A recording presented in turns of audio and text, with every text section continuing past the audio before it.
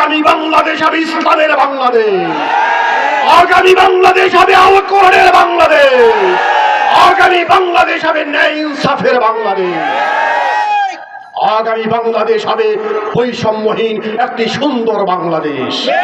যেই বাংলাদেশে ইফতিজিং থাকবে না, ধর্ষণ থাকবে না, লুটতরাজ থাকবে না, খুন চুরি ডাকাতি ছিনতাই রাহাজানি থাকবে না। আদায় করি আলহামদুলিল্লাহ। দরুদ সালাম প্রিয় নবী মুহাম্মদুর রাসূলুল্লাহ সাল্লাল্লাহু আলাইহি ওয়াসাল্লামের প্রতি। আল্লাহ রাব্বুল আলামিন ঘোষণা করছেন, ইন্নাদ দীনা ইনদাল্লাহিল ইসলাম। সূরা আলী ইমরান 19 নম্বর আয়াত।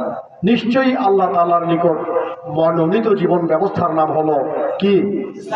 আল ইসলাম। মুসলমানরা ইসলাম ধর্মের অনুসারী। আমরা ইসলামকে মানি না মানি? ইসলামকে মানি, কিন্তু কমপ্লিট ইসলামকে মানি না। কি বলেন? ইসলাম মানি আংশিক। আংশিক ইসলাম মানার কারণে সূরা বাকারার 85 নম্বর আয়াতে যে কথা বলা হয়েছে, আফা তুমিনুনা বিবাদিল কিতাবি ওয়া তাকফুরুনা বিবাদ ফামা জাযাউ মান ইয়াফআলু যালিকা মিনকুম ইল্লা খিজয়ুন ফিল হায়াতিদ দুনিয়া। যে ব্যক্তি এই কিতাবের, ইসলামের যে কিতাব, ইসলামের যে গাইড বুক, ইসলামের যে সংবিধান, ইসলামের যে দিক নির্দেশনা, এটার কিছু অংশকে মানবে আর কিছু অংশকে অস্বীকার করবে, বাদ দেবে, দুনিয়ার জীবনটা তাদের জন্য হবে লাঞ্ছনার, গঞ্জনার, অপমানের। কথা ঠিক কিনা? আজ তাই তো মুসলমান হবার পরেও ইসলাম কমপ্লিট না করার কারণে, ইসলাম কমপ্লিটভাবে পরিপালন না করার কারণে আমাদের জীবনে সুখ শান্তি আসে না। শুধু তাই নয়, এই অবস্থায় যদি কেউ মৃত্যুবরণ করে, আল্লাহ রাব্বুল আলামিন বলেন, ওয়ায়াউমাল কিয়ামাতি রাদ্দুনা ইলা আশাদ্দিল আযাব। কিয়ামতের দিন তাদেরকে কঠিন আযাবের দিকে তাড়িয়ে নিয়ে যাওয়া হবে। অর্থাৎ দুনিয়াও শেষ, আখিরাতও শেষ। আমরা কি এরকম মুসলমান হতে চাই? না। Islam is the complete code of life, পরিপূর্ণ জীবন ব্যবস্থা। যে ইসলামের নামাজ আছে, যে ইসলামের রোজা আছে, যে ইসলামের যাকাত আছে, সেই ইসলামের অর্থ ব্যবস্থা আছে, রাষ্ট্র ব্যবস্থা আছে, শিক্ষা ব্যবস্থা আছে। আছে না নাই? কিন্তু দুর্ভাগ্যজনক, আমরা ইসলামের 5টি খুঁটিকে স্থাপন করে মনে করেছি এটাই আমাদের ঘর। সেই ঘরে শান্তি নেই কেন? চুরি কেন? ডাকাতি কেন? লুটতরাজ কেন? এখানে বৃষ্টি বাদল পড়ে কেন? ঝড় আসে কেন? এখানে নিরাপত্তা নাই কেন? কিন্তু আমি যে শুধু খুঁটি গেড়েছি এই খেয়াল আর নাই। চাটি লাগাই নেই, বেড়া লাগাই নেই, ছাদ লাগাই নেই। কথা দেখতে না? এখন আসুন, খুঁটি লাগিয়েছি বহু আগে, খুঁটি জং ধরে গেছে। এবার সেই খুঁটিকে শানিত করে এই খুঁটির সাথে বেড়া লাগাতে হবে, দেওয়াল দিতে হবে। রাজি আছেন কিনা? সেই দেওয়ালের নাম হলো ইসলামী অর্থ ব্যবস্থা।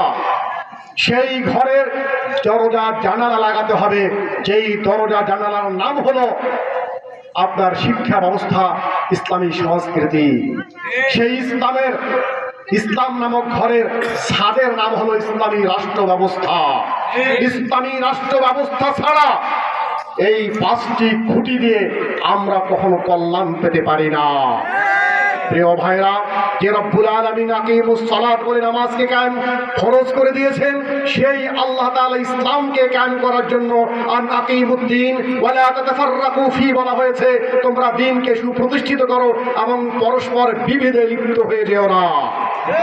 যেই আল্লাহ তাআলা কুতিবা আলাইকুমুস সিয়াম বলে রোজাকে ফরজ করেছেন, সেই আল্লাহ তাআলাই কুতিবা আলাইকুমুল কিতাল বলে দ্বীন কায়েমের আন্দোলনকেও ফরজ করে দিয়েছেন।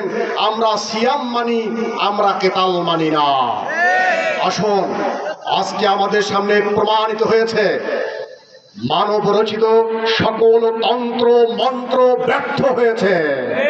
সকল সরকার ব্যবস্থা, স্বাধীনতার পর, স্বাধীনতার আগের সকল সরকার ব্যবস্থা এদেশের মানুষের সুখ শান্তি নিরাপত্তা দিতে ব্যর্থ হয়েছে। আজ বাংলাদেশের দ্বিতীয় স্বাধীনতা যুদ্ধের পর, দ্বিতীয় বিজয়ের পরে মানুষের মুখে মুখে গুঞ্জন সৃষ্টি হয়েছে, আগামী বাংলাদেশ হবে ইসলামের বাংলাদেশ, আগামী বাংলাদেশ হবে আল কোরআনের বাংলাদেশ, আগামী বাংলাদেশ হবে ন্যায় ইনসাফের বাংলাদেশ, আগামী বাংলাদেশ হবে বৈষম্যহীন একটি সুন্দর বাংলাদেশ, যেই বাংলাদেশে ইফতিজিং থাকবে না, ধর্ষণ থাকবে না, লুটতরাজ থাকবে না, খুন চুরি ডাকাতি ছিনতাই রাহাজানি থাকবে না, যেই বাংলাদেশে মানুষকে পুলিশ পাখির মতো গুলি করে মারবে না, যেই বাংলাদেশের মুসলমান দাড়িওয়ালা টুপিওয়ালা পাঞ্জাবিওয়ালা আলেম ওলামা পীর মাশায়েখদেরকে ধরে ধরে জেলখানায় পুরে রাখা হবে না, সেই বাংলাদেশে আয়না ঘর নামক কোন টর্চার সেল থাকবে না, সেই বাংলাদেশ চান আপনারা? আসুন সেই বাংলাদেশ বিনির্মাণ করার এক সুন্দর পরিবেশ আমাদের সামনে তৈরি হয়েছে, কথা ঠিক কিনা? এই বাংলাদেশ বিনির্মাণের উদাত্ত আহ্বান জানিয়ে আমি আমার কথা আজকে এখানে শেষ করছি। আল্লাহ হাফেজ। আজকের এই মাহফিল সফল হোক। সবাইকে ধন্যবাদ। বিশেষ করে আমাদের প্রধান মুফাসসির দূর থেকে এসেছেন, অনেক সুললিত কণ্ঠে চমৎকার তিনি তাফসীর পেশ করেছেন।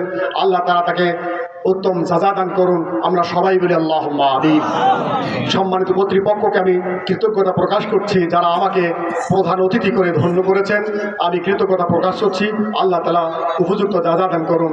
ওয়া তাওফিক ইল্লা বিল্লাহ ওয়া আখিরু দাওয়ানা আনিল হামদুলিল্লাহি রাব্বিল আলামিন। আসসালামু আলাইকুম ওয়া রাহমাতুল্লাহি ওয়া বারাকাতুহু।